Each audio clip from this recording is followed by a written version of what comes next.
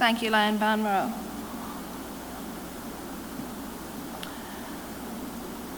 Dr. Manju Lodha is the chairperson of the Lodha Foundation and has dedicated her life to societal welfare, cultural preservation, and the empowerment of women. As a celebrated philanthropist, author, her multifaceted contributions span decades, making her an inspirational figure in India's socio-cultural landscape. Born in Mumbai, Maharashtra, Manju Lodha's upbringing was steeped in the values of compassion, resilience, and service. Her family's emphasis on community welfare laid the foundation for her lifelong dedication to societal betterment. After marrying Mangal Prabhat Lodha, founder of the Lodha Group, and a prominent political leader, she embraced the responsibilities of supporting a growing family while simultaneously charting her path in philanthropy.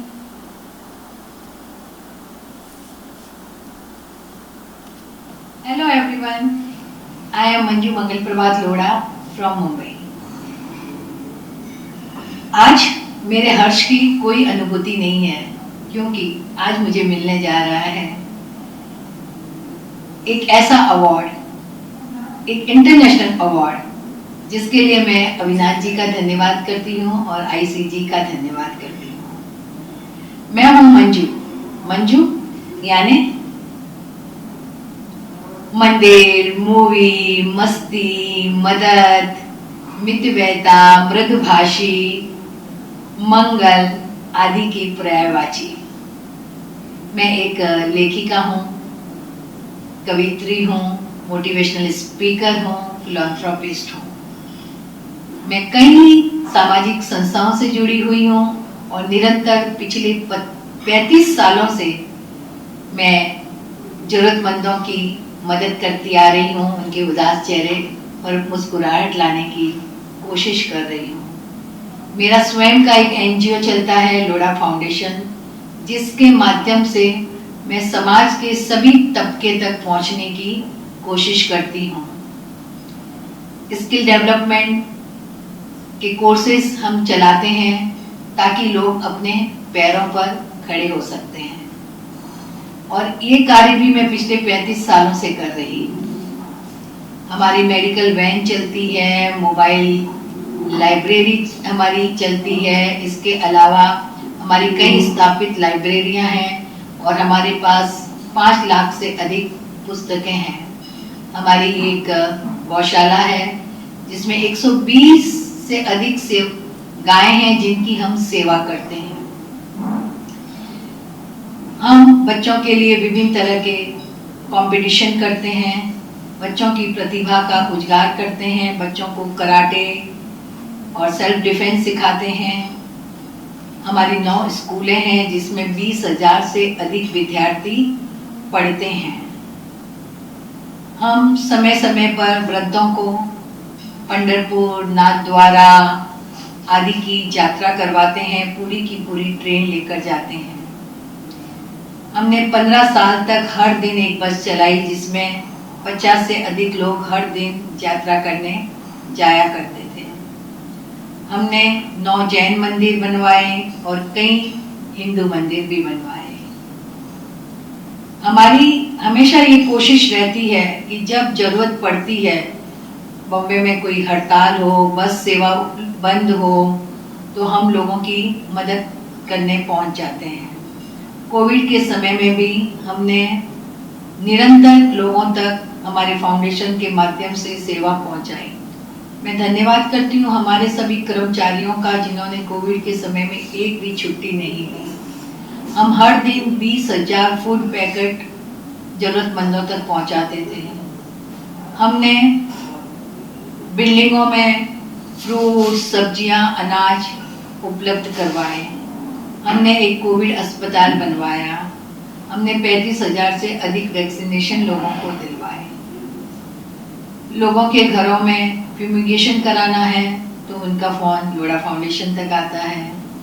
लोगों के यहाँ बरसात में छत की टंकियाँ साफ करवानी होती हैं, उनके फ़ोन आते हैं कि हमें लोढ़ा फाउंडेशन से ये सेवा उपलब्ध कराई जाए। हमारे विभिन्न तरह के कई ऐसे कार्य निरंतर हर दिन चलते रहते हैं, जिनकी अगर लंबी लिस्ट एक बना दी जाए तो मैं उसके ऊपर घंटों बात कर सकती हूँ। हमने समय समय पर हम लोगों के मेडिकल शिविर भी हम चलाते हैं, और इसमें हमें मेमोग्राफी के लिए तो हमें अवार्ड तक मिल चुका है, और इन सेवाओं के लिए भी मुझे लगभग 100 से अधिक अवार्ड मिल चुके हैं। मैं कई संस्थाओं की अध्यक्ष हूँ, कई की मैं फाउंडर हूँ। तो हमेशा जीवन में हमारा जीवन इसलिए महान नहीं बनता कि हमारे पास ब्रांडेड कपड़े हैं, घड़ियां हैं, ज्वेलरी है या बड़ी बड़ी गाड़ियां हैं। हमारा जीवन तब महान बनता है जब हमारा नाम लेने से कितने चेहरों पर मुस्कुराहटें आती हैं। देखिए, वेद पढ़ना बहुत आसान होता है, लेकिन किसी की भी वेदना पढ़ना बहुत मुश्किल होता है, और जो किसी की वेदना पढ़ लेना वो किसी वेद से कम नहीं होता है। इसलिए जीवन में हमेशा हमें ये कोशिश करते रहना चाहिए कि हम ज़्यादा नहीं तो कम से कम एक चेहरे पर तो मुस्कुराहट लाएं, तभी हमारा जीवन सफल हो सकता है। कि आज मैंने कुछ नहीं किया, बस यूं ही बैठी रही, सोचती रही, आत्म मंथन करती रही, आत्म अवलोकन करती रही, जीवन में जो भी गलतियां की हैं उस पर विचारती रही, जो भी अच्छा किया है उस पर भी एक नजर डाली। परम पिता ईश्वर ने मुझे इस दुनिया में क्यों भेजा है? क्या मैं जरूरतमंदों की मदद कर पाई हूँ? क्या मैं उदास चेहरों पर मुस्कुराहट ला सकी हूँ? क्या मेरा जीवन सार्थक है? क्या मैं इतनी सहृदय हूँ कि किसी के दुख में दुखी और किसी के सुख में सुख पाती हूँ? जीवन के चौथे द्वार पर पहुंच चुकी हूँ। अब कुछ ऐसा करना चाहती हूँ कि जब इस दुनिया से जाऊँ ना, तो मन में एक खुशी हो, एक आनंद हो कि जीवन को मैंने बहुत अच्छे ढंग से जिया है। ऐ दिल, दिखा कुछ नया, सुझा एक नई राह, जिस पर चलकर एक मिसाल बन सकूं, अपने आसपास के वातावरण को भीनी भीनी सुवास से सुवासित कर सकूं, हर उदास आंखों में आशा की एक नई किरण जगमगा सकूं। दुनिया में हम कितने भी ऊंचाई पर क्यों न चले जाएं, लेकिन याद रखिए कि अपने भीतर छिपे महावीर और गौतम को कभी न भूलें।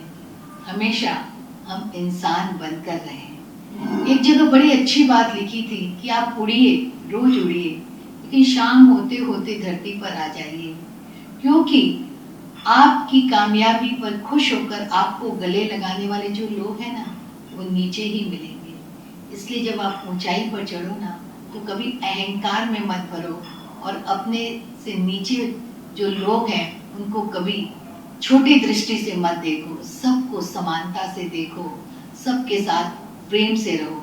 जीवन में एक प्रेम ही ऐसा है जो आप किसी भी लागत के बिना लोगों में बांट सकते हो, और बदले में उतना ही प्रेम पा सकते हो।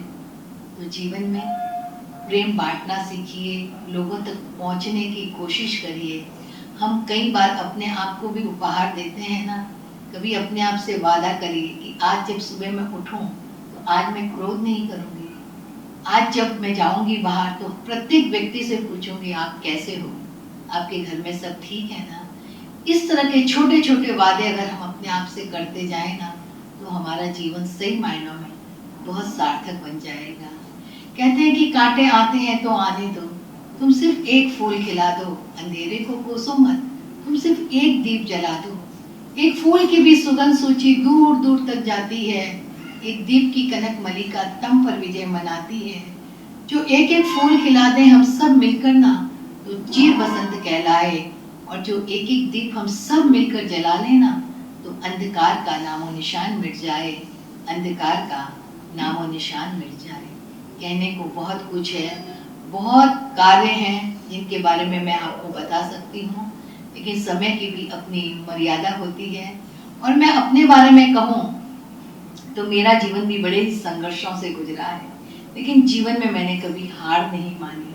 मैं हमेशा अपने आप से कहती हूँ कि मैं भले बहुत ज़्यादा इंटेलिजेंट नहीं हूँ, लेकिन मैं बहुत मेहनती हूँ। जो काम हाथ में लेती हूँ ना, उसे पूरा करके ही रहती हूँ। जिंदगी में हमेशा अच्छी अच्छी किताबें पढ़ें, अच्छे अच्छे लोगों के जीवन चरित्र पढ़ें जो आपको हमेशा आगे बढ़ने को प्रेरित करते हैं। कि हवाओं से कह दो कि अपनी औकात में रहें, हम परों से नहीं हौसलों से उड़ा करते हैं, हौसलों से उड़ा करते हैं। जीवन में कितनी भी कठिनाइयाँ क्यों ना आए, सबका सामना कीजिए। हेलन केलर हमेशा कहा करती थी, यदि उल्लंघन के लिए रेखाएं न होती, पार करने के लिए सीमाएं न होती, तोड़ने के लिए बाधाएं न होती, तो जीवन में किसी भी पुरस्कार की तरह मिलने वाले आनंद में कहीं न कहीं कमी अवश्य रहती। याद रखिए, किसी का भी जीवन आसान नहीं होता है। हर एक के जीवन में संघर्ष होते हैं, हर दिन के संघर्ष होते हैं, लेकिन उन संघर्षों का सामना करते हुए हमें जीवन में आगे बढ़ते रहना है। याद रखिए कि मैं इत्र से मैं को ये आरजू नहीं है, तमन्ना बस यही है कि मेरे किरदार से खुशबू आए, मेरे किरदार से खुशबू आए। तो आपका पुनः मीनाक्षी जी, अविनाश जी, आईसी जी का मैं पुनः बहुत बहुत धन्यवाद करती हूँ कि आप लोग मेरे कार्यों को देखकर मुझे इस बार अवार्ड्स दे रहे हैं और ये मेरा सौभाग्य है। पुनः आपको मैं धन्यवाद करती हूँ, नमस्कार करती हूँ। ऐसे ही हम एक दूसरे को आगे बढ़ाएं, क्योंकि सही मायनों में वुमन एम्पावरमेंट वही होता है जहाँ एक महिला दूसरी महिला का हाथ पकड़कर उसे आगे ले जाती है। तो आइए हम सब महिलाएं मिलकर ये प्रण करें कि चाहे आए कितनी भी कठिनाइयाँ, कितनी भी बाधाएं, हम एक दूसरे का साथ न छोड़ेंगी, एक दूसरे को आगे बढ़ाने में हम लोग हमेशा मदद करेंगे। कि वक्त बदला है और वक्त का मिजाज भी, जागी है हिम्मत और जागा है विश्वास भी। आज नहीं मैं अबला, आज नहीं मैं बेचारी, बदल चुकी हूँ खुद को, शक्ति है पहचान हमारी, शक्ति है पहचान हमारी। जय हिंद, भारत माता की जय।